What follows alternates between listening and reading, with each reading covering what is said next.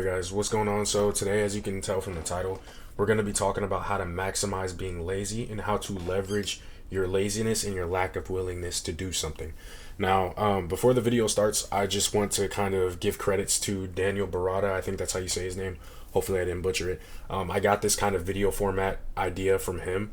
I often get on here and talk about different subjects and things, but I wanted to kind of try out a different format, try out a different structure, see if it works a little better, because I do find that sometimes my mind kind of runs dry whenever I record videos, because most of the time I just click the record button and then just start talking, and a lot of times I'll end up repeating the same thing or kind of getting lost in thought and getting off topic. So I wanted to kind of write things down today, put it all in a document that I can just kind of read off of, and then see how people feel about it.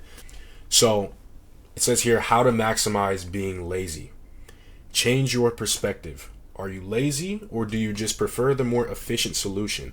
It's never a bad thing to take the route that requires less work to yield the same results, if not more. Being lazy only has a negative connotation with it because of the way the word is applied. The word lazy is defined by an unwillingness to work or use energy. Many of the most successful people feel that using copious amounts of energy is unnecessary when there are so many other ways to get the task done. Hence why, you have CEOs who hire people to do certain roles like payroll, managers, employees themselves, because, only one person can do so many things. It gets to a point where you have to become more efficient, not because it's lazy, but because in order to have more output done, you have to kind of find different ways to work around your current issues. Why walk when you have a car? Why search for a word in the dictionary if you have immediate access to the internet? Why write an extensive document by hand if the situation doesn't call for that specifically? We as people generally don't ostracize one another or call each other out for these activities. If you're number crunching with somebody for whatever the reason may be, the use of a calculator on one's cell phone is very common. Do we call each other lazy for this?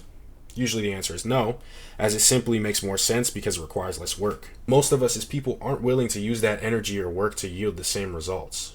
See what I did there? That's the exact definition of laziness. One's laziness can have all kinds of reasoning behind it, but I'd argue that most of the time it's placed under the guise of demotivation and a lack of desire for results. This is not important. The quality of laziness is generally seen as poor because of its connotation, but it can be someone's greatest superpower. If you believe in efficiency and low input for high output, then you are lazy. This isn't inherently a bad thing, so it should be embraced. Embrace your laziness. Leverage your lack of willingness to work harder than everybody else. Many of us in our society have been led to believe that you should want to work, that you should want to take the extra mile. Though when you take a look at our day-to-day lives, we thrive in convenience. Businesses, jobs, and satisfaction are all byproducts of someone's laziness. This quality should be leveraged, and the best way to do that is by changing your perspective on what it really means to be lazy. When you accept the reality of how people truly are, you, me, and everybody else included, it becomes easy to embrace that quality. People will be envious of you, jealous of you. They will wish they could live their life like you even if they won't admit it. When I accepted my true nature, I learned how to revolve my life around it, and because of that, I've managed to create a life that many people work 10 times harder to achieve. I believe that the reason for this is because I use my lack of willingness to input physical energy and shift it to my mental energy, constantly finding ways to eat my fruit and still use its seed to grow more trees. Enjoy the fruits of your labor, or just enjoy your fruits. Your move.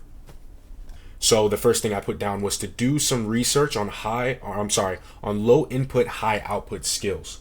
So these are things that don't necessarily require the most physical input or most physical work, but still yield good results, high amounts of money, high amounts of, whatever it is that you're trying to achieve. Make sure you do some research on how to get the best results while doing the least amount of work for it.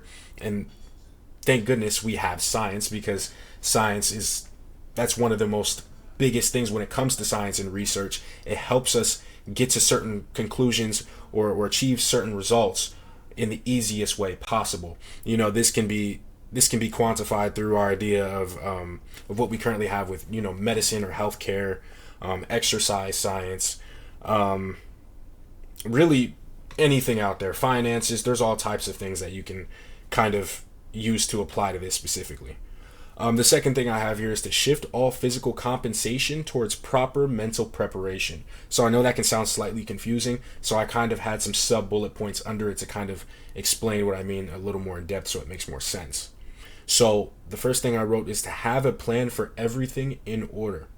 Because when you have everything planned out, in order, it becomes much easier to execute, and it actually requires less effort because when you're in the moment, you're not thinking super hard about what you have to do because you already have it planned out, preferably written down. So then you don't have to put in as much mental effort, and sometimes it can save you time because you're not rushing around bouncing from activity to activity because you have already laid out the blueprint for what you need to do in the best order possible in order for it to make the most sense so you can get it done in the least amount of time, therefore requiring less effort, because to us, to most people at least, time is extremely important. Plan things within a reasonably tight schedule. Don't make yourself start a task too early, but also be sure to allow some room to take your time. So because we're trying to maximize being lazy here, that doesn't necessarily mean you want to wake up at 6 in the morning to get your tasks done, or do whatever it is you need to do so you can have the most time to do it. But it also doesn't mean waking up at the very last minute so you can do it within an exact period of time with no room for error, because we as people are of course going to mess up every now and again. That's just something that you do have to account for. And also, nobody wants to rush. Nobody wants to feel like they're fighting against the clock to get things done, especially if you're trying to be quote unquote lazy. So you want to make sure that you start something early enough, but not too late. So then you can kind of have some wiggle room. You can do things in a very tight and efficient manner to where it doesn't take forever to do because you planned it out properly, but you also don't want to start too early because, of course, that's taking up valuable time that you could be using doing something else. Next thing I wrote is do things correctly the first time so you don't have to spend as much collective time on it. So if you mess something up, or if you don't do something properly, or if you forget something and you have to go back and do it, you have to take some steps back and do it, you're wasting time and you're wasting energy. If you're trying to, if there's if you're on a scavenger hunt and each item is hidden along a path, and you go and collect each item and then you realize that you forgot an item a few steps back, you have to take 10 steps back and then make 10 more steps to get back to where you just were. There's no progress in stepping back and then coming back to where you originally were. So you have to make sure that you do things correctly the first time, so then you don't have to backtrack, so then you don't have to use as much energy, because if you have to backtrack, you're using extra energy to do essentially to get no extra results. Next thing I have here is to take advantage of your momentous days. So any good day you have, take advantage of that. If something good happens, if something great happens within your day, you want to take full advantage of that. And to do that, you want to make sure you kind of keep the ball rolling. If you had something good start out in your day and it's already kind of pushing you and you feel motivated and you feel ready to get after it and really chase your dreams or whatever it is that you're trying to do, take advantage of that. If you have a good day, don't use that as an excuse to do nothing. Don't just be like, oh, my morning started out great. I got done what I wanted to do today. I'm just going to chill and do absolutely nothing for the rest of the day. I'm going to reward myself by just resting. If anything, it's almost a backwards way of thinking. You want to reward yourself by doing more because you feel like it. If we kind of go back to the definition of laziness, it's that unwillingness to do certain things. So then when you have that motivation, that willingness is there. That laziness feeling isn't there as much. So you want to take advantage of your laziness not being there, especially if that's something that you struggle with. So if something good happens and you've got a lot of motivation and you've got a lot of sugar in the tank, you've got a lot of gas in the tank, put your foot on it. Just keep going until that feeling is gone, and go some more. And the last thing I wrote here is to get your money to work for you. So this kind of just covers everything that we've said, but it's just a slightly more specific example. So by getting your money to work for you, it's really simple here, really, really basic stuff. It essentially just means invest in the stock market. If there's a service you need done, even if you can do it yourself, maybe pay somebody else to do it if you can afford it, because we're all about being lazy here. If you're trying to be lazy, get somebody else to do it. Don't make yourself do it if you don't need to do it. So, you want to put your money in the stock market. So instead of sitting in a savings account and not building at all, if you put it somewhere where it can grow, your money is essentially working for you, is what they say. So it's growing without you having to actively do anything to make sure that it increases. And then if there's something that you need to do, like mow your lawn, for example, or rake the leaves or take the trash out, if there's somebody else in the area who's looking for money, an ambitious young kid who wants to find something to do in order to get a little more money in their pockets, it's a win-win for both of you. That kid has some extra money in his pocket and he has some form of income coming in if he's maybe not old enough to work. And then you don't have to do the activity. You don't have to do the task because you got somebody else to do it. You're getting your money to work for you instead of you spending that money on some useless candy bar or some random thing that you don't really need.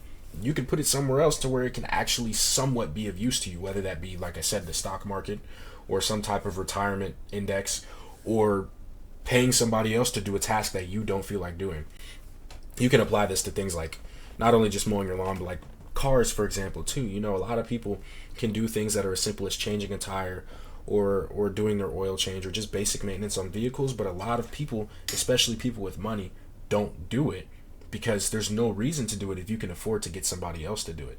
Your time, it gets to a point where your time becomes so valuable that you can't concern yourself with doing certain things. And it's good to kind of implement that early on, especially if you can afford to do it. That's the important part. You want to make sure that you can actually afford to do it.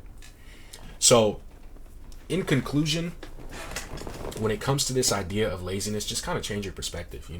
Don't think of laziness as an inherently bad thing, because it's not. Like we said here, you can leverage it and you can use that to your advantage. Laziness is not always going to be a bad thing if you know how to use it. You're something that's seemingly a weakness can be your biggest strength if you learn how to use it properly. Sometimes we just need to find different ways to use something. Maybe it's not necessarily bad. The tool that we have, it's not always bad, or maybe it just means that the situation just doesn't call for it. Like if you're trying to screw something in and you've got a hammer, the hammer isn't completely useless. It's useless for the situation, of course, because you can't screw nothing in with a hammer. But it just means that you're using it for the wrong thing. You may need it later if you need to hit something in, like with a nail. You know what I mean? So just change your perspective on things, change your perspective on everything, and try to think of everything in the most positive light possible, because you may have a really, really big strength and a really, really big advantage over the competition, and you just don't realize it because you're thinking of it in a negative way. So of course the output from that quality is going to be negative.